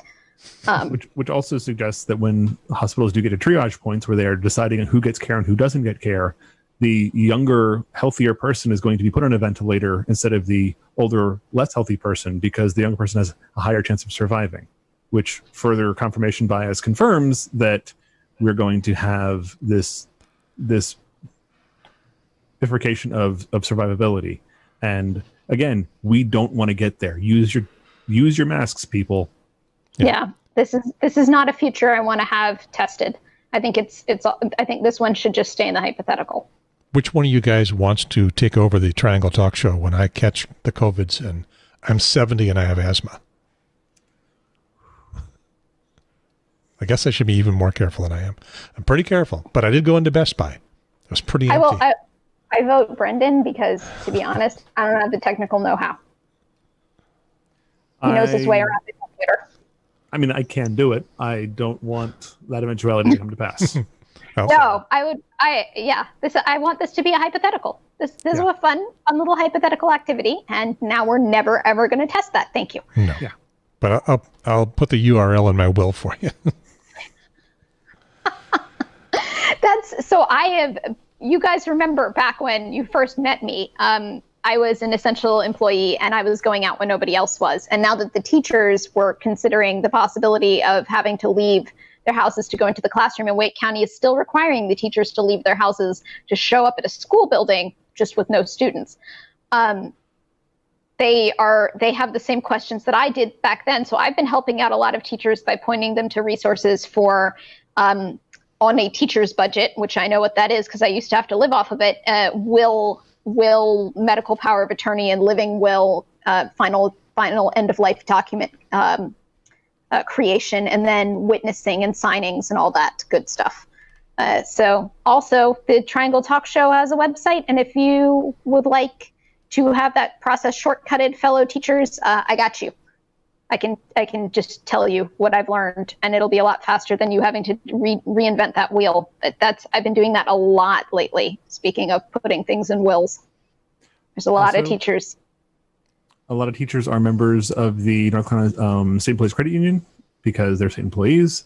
You have free power, or you have free notary. Yes, notary publics at the banks. So that is, you're just stealing like half of my resources right there. Technically, you're in North Carolina. Your will is allowed to be, if you write it out by hand, it doesn't have to be witnessed or notarized. But if you go to State Employees Credit Union, just you and your mask, they will provide you not only with a notary, but they'll pull in bank employees to be your witnesses in order to cut down on the risks available to the bank employees. Please do that, even if you've got a buddy, because your buddy represents a possible disease vector to that notary that the coworker that they've been working with side by side for a month now doesn't. That's one less person in their bubble. Yep. Breandan, you got to go? This is usually your pumpkin time. Yeah. I will probably be missing the next 2 weeks. I'm not sure about next week, but the week after, I'm going up to Asheville to see my folks. Wear a mask. I am not going into their house. I'm going to drive up to their house, and I'm going to park in their front yard, and I'm going to camp. And we're going to sit socially distant, and we are going to hang out, and then I'm going to drive back. Wear a tent. A tent is like a big mask. Well, I have my hammocks. Wear a hammock. A hammock is like a big mask. I have my tools. I know how to do this in a reasonably safe manner. But I will possibly be here next week, but I will not be here the following. Okay. Well, we hope you have a good trip and come by when you can. I was going to say you can check in off your phone, but sitting out in the yard, that might not be too comfortable. Yeah, and the purpose of the visit is to hang out with my folks. So yeah. I will be doing that. But they could see you doing an important area-wide podcast and be thoroughly impressed. Well, they're already impressed. Do they watch? I think so. I know my mom's watched at least a couple of times. I don't know if she's watching live right now. Okay, cool. Well, hi, Breandan's mom and maybe parents. Okay, I'll let you go. Thanks for stopping by, and later. Stay cool. So I can push the side-by-side button. Is that it? Yeah, there we go. And biggerize your picture a little bit. No more bunny. So now we can do the Jen and Gary show. I didn't bring up the Jen and Gary show music. How fast can I get that? The question is. I'm looking at the rest of the show notes. Any big things to hit before we just start talking about movies? Well, the two things left are to talk about the rule that would limit transgender access to shelters, something that the guess which administration has been pushing, and then talk about the Durham Racial Equality Task Force on reparations. But we don't have to do either one of those. I have much to say, but I don't know if I can say it nicely. On which one? The transgender access to shelters. I understand that it's a rock and a hard place. It's a damned if you do, damned if you don't. Sex-separated shelters versus not sex-separated shelters, and then where do transgender folks fit into that? And it's somebody is going to be upset no matter which way you slice it. So I think that Oh, that's our music. It's the Jen and Gary show. It sounds awfully light and airy. I have heard that the best possible solution to anybody giving a crap about what's between anybody else's legs in terms of a shelter just comes down to dormitory-style housing, where you can be housed with a housing unit or have a single, be housed by yourself, but you get your own room rather than having to share a big facility with just cots next to each other. I mean, we're back at what House Bill, was it House Bill 2? The bathroom, yes. Notorious North Carolina bathroom bill. Carrboro put up signs over their first of all, Carrboro has a lot of the Carrboro Town Hall has a lot of single stall bathrooms. Like, it is a room. It is literally the water closet. You open it, there's the toilet and the sink, and then you close the door, and it's just you in this room. They put up signs over them that, like, one was for, I think, aliens, and one was for unicorns that I saw, and to be in compliance with House Bill 2. So good luck having that sex listed on your birth certificate. And then in my house, I put up a pangender bathroom sign on the toilet on my guest bathroom door. You bought it off Amazon. It had double-sided sticky tape on the back. It was made of plastic. It's got Braille on it. It's great. Just stuck that right on up because pangender? That was my little protest it, because it's got the male symbol and the female symbol, but they're smushed together like half. Yeah. And it just says bathroom on it. And I was like, there's my little protest against House Bill 2. You know, my home bathroom is now in compliance. If you're, does your birth certificate have a sex listed? Awesome. Use the toilet. Yeah. House Bill 2 referred to public, government and stuff. It did. I don't think it ever mandated things private. But it just, in solidarity, the ad agency that I had freelance with a lot in Durham, very progressive people, a lot of gay people working there, had segregated their bathrooms, and they didn't have a lot of bathrooms. I think they had 4, maybe 6, and they made 1 or 2 of them, but they changed the sign to everyone. And people could decide, did they want to go to a sex segregated bathroom? Did they want to go to not? Do you remember the TV show Ally McBeal? I do. But before we get on that tangent, I will say that I have full permission from my mother to share this story. I don't know if she'd appear on the show. Getting her on Zooms has been hard lately.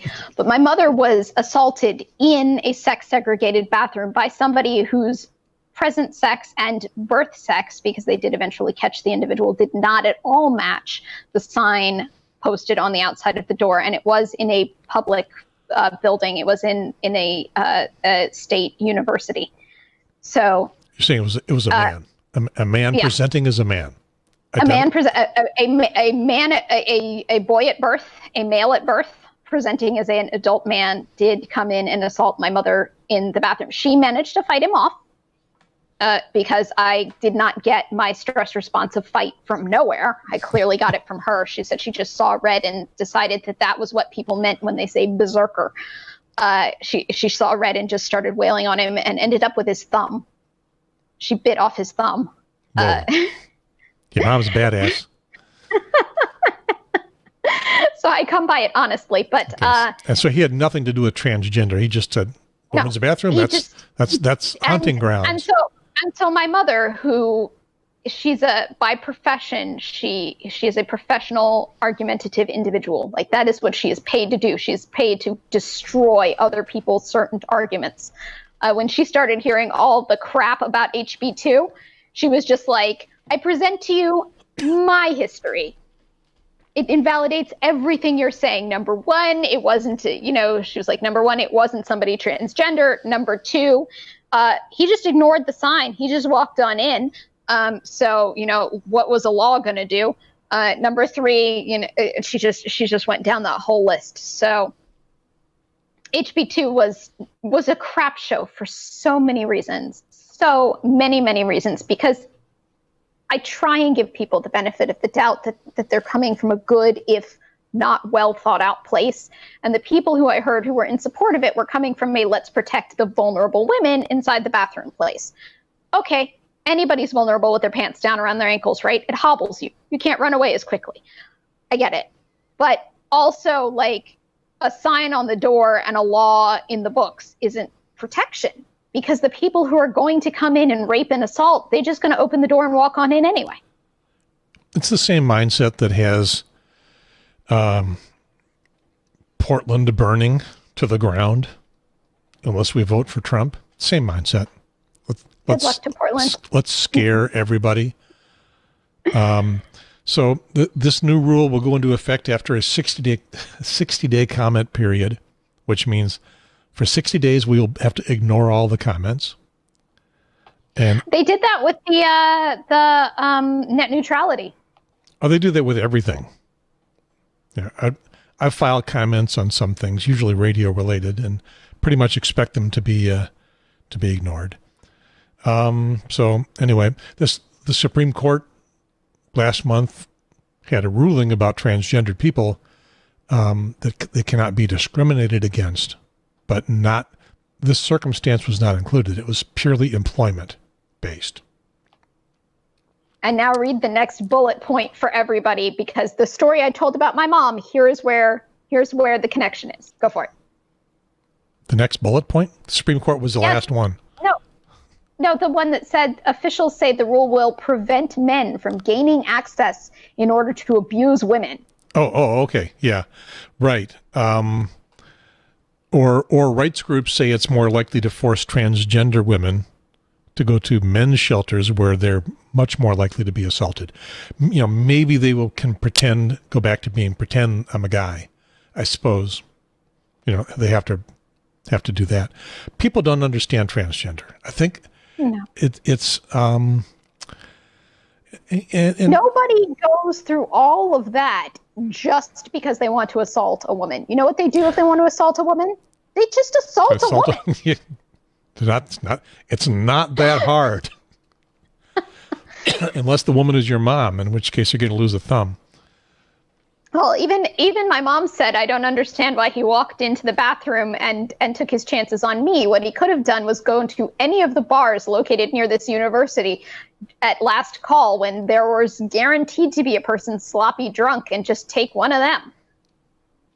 She thought the guy not that she is advocating and not that I am advocating for this, because that is absolutely nobody should be assaulted. But she was talking about, she was like, he made several mistakes today.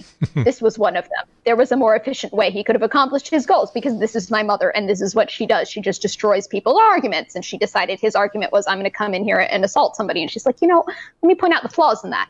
But yeah, there are a criminal wanting to be a criminal, somebody wanting to assault somebody else has a myriad of options available to them that do not involve conning a therapist, a trained professional therapist, into actually agreeing with a diagnosis that goes along with transgender in order. No. Well, they're not going to go through all that. They're just going to. No, there is that's your gatekeeping. Yeah, but the people that we how do you do this? We are worried about the men that we are worried about preying on women by pretending to be transgender. They're not going to go to the therapist. They're just going to go to the makeup counter. Or the bar at the end of right before closing time, or dare to walk into a women's bathroom in a public place because they think that other people aren't going to go wailing on them and remove a digit from them. Yeah. Guys, if you're thinking about this and you're listening and you're looking for tips, I wouldn't do any of these because people like my mom are out there. God forbid you cross paths with me. Your thumb won't be the only thing you lose. Transgender is tough. As you know, I'm 70 years old, 70-year-old straight white male. And there have been times in my life that I have known transgender people, who are definitely struggling with it because it is hard. And it is hard for ordinary people who normally would be fairly sympathetic to just about anybody to find that sympathy for transgender, because it's just so different from our existence, from what we understand. We have Klinefelter syndrome, which is XXY. There's we've had hermaphrodites through history. They're called hydra in certain areas. To me, it's not that hard to believe that there is transgender. We know that the genetics does not make the gender. So be it. And nature makes mistakes all the time. There are people born with extra digits, missing limbs. Like, trans just doesn't seem like it's that big of an issue to me. It's just another one of those, like, times where what got cooked up wasn't what should have gotten cooked up in the uterus, and out it popped, and here we are. And so, but luckily we live in a time where there's options to fix it. Well, I'm getting comfortable with the idea, but I have not always been comfortable with the idea. And I guess if I'm talking to anybody in the audience, it is somebody who's not sitting on the Trump side of things. That I don't believe in science. I don't believe in any of this. I don't think it's Adam and Eve, not Adam and Steve. It's the people that say, okay, I hear it, but I'm really still uncomfortable. I just, it's so outside of my experience that a person wanting to be, to physically be the opposite gender from the way they were born, just makes me feel uncomfortable. It doesn't make me, Gary, feel uncomfortable anymore, but it used to, and I can believe that there's still a lot of people who otherwise would be very sympathetic people that just feel uncomfortable about it. And I've heard this conversation, and I have heard it usually comes from a place of worrying that, especially because I've heard it from women. I don't tend to be in the room when guys talk about how uncomfortable they are with trans men. I tend to be in the room when women talk about how uncomfortable they are with trans women. And it comes down to a great fear that femininity, like dress up, put on makeup, wear frilly dresses and high heels, is being picked and chosen versus the actual struggles that women have had to go through where we're devalued just because we're women. And they worry that somebody is making they're not uncomfortable because they're like, I deny you, being a woman. They're just saying, I wonder if you're making an informed choice, if you understand what you're taking on by saying you're a woman, because you're not just taking on the good stuff, you're taking on the shit show too. The men interrupting you in the boardroom all the time, and all of the other things, being called little lady and having the bigotry of low expectations and this and that, and guys getting upset with you because you didn't smile enough for them, and then maybe physically assaulting you for it. There's a lot. It's not just the boobs and the dress and the heels and the lipstick. And I get it. I understand, because I'm a woman, and I understand that, for example, this came out a lot when Caitlyn Jenner transitioned. That would be former Kris Jenner. And what's his name, Chris? The Olympic athlete who was the Kardashian dad. This conversation blossomed then because he missed out on a lot of the growing up as a girl crap that he could have had, and he got to have all the woman perks that usually goes hand in hand with the growing up as a girl crap. And my response is just like, are we jealous because somebody shortcut the system? Because now they have to deal with all the rest of the crap plus the transgender crap for the rest of their lives. And I don't know that that's better. Might be Bruce Jenner. Bruce Jenner, that's it. Yeah. I don't know how I pulled that out of my memory.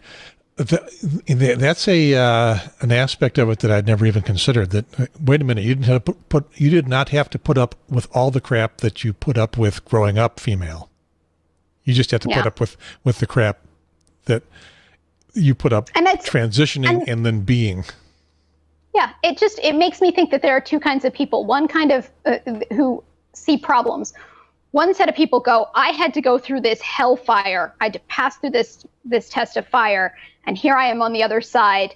And looking back, I see you coming along. And you're going to have to go through it just the same way I did, if not worse. And then there are the other people who went, oh, God, that was an awful experience I had to have. You know what? I'm going to work to make it better for everyone so nobody has to experience what I experienced before.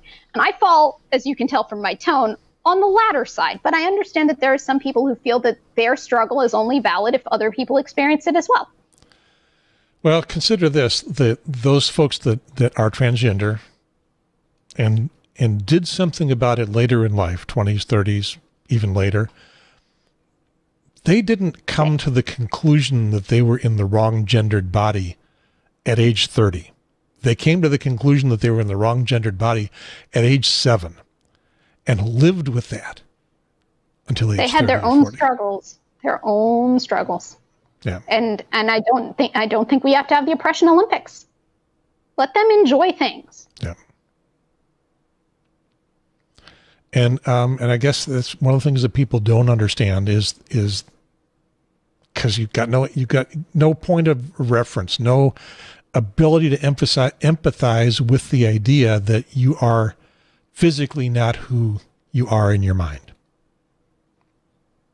So, I mean, I had one moment where, so proprioception is the idea that my body is where my brain thinks it is right now. Like my hand, I think it is right in front of the screen, or for those of you on the audio podcast, it's right in front of the screen. I think my hand is there. I think I can then give myself a high five by moving my other hand into proper position.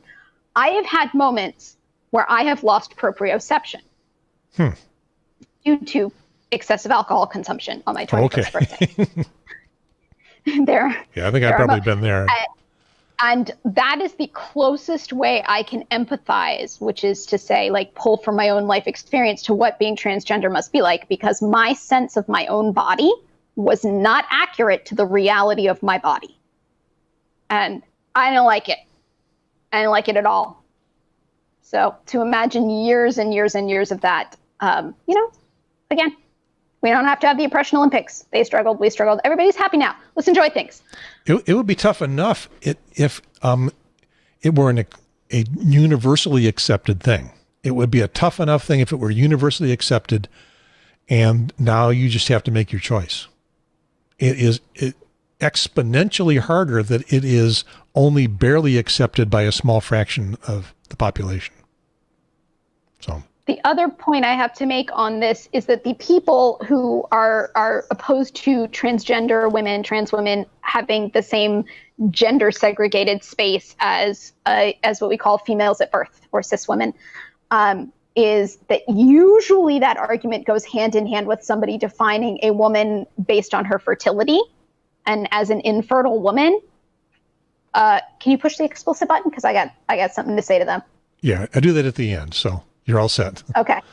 And those of you who don't like hearing curse words, you might want to cover your ears.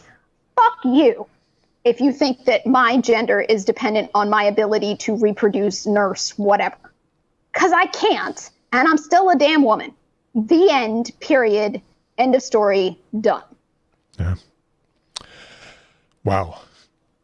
Similar to for gay couples that are told, well, you're not legitimate because you can't reproduce. I don't have kids. I'm not legitimate. Cindy and I are not legitimate. We're not going to have any kids.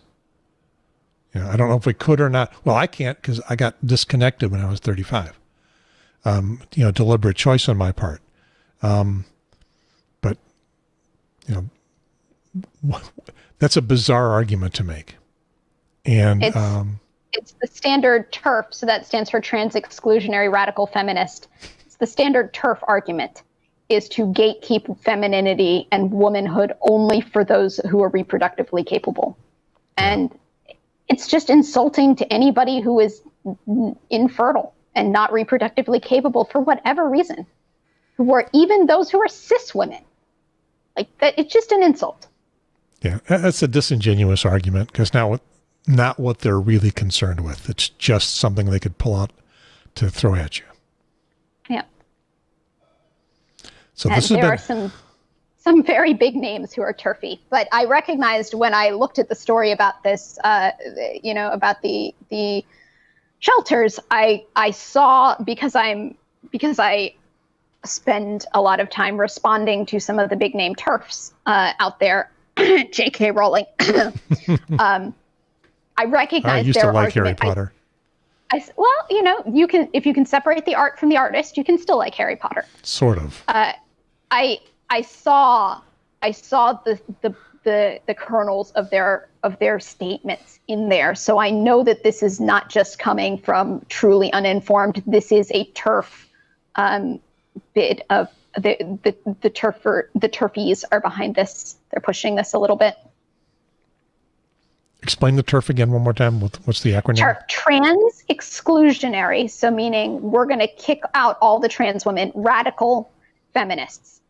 So it's trans exclusionary is the set that goes together, and then radical, and then feminists. Okay, so radical because they're a little big on it. Feminists because they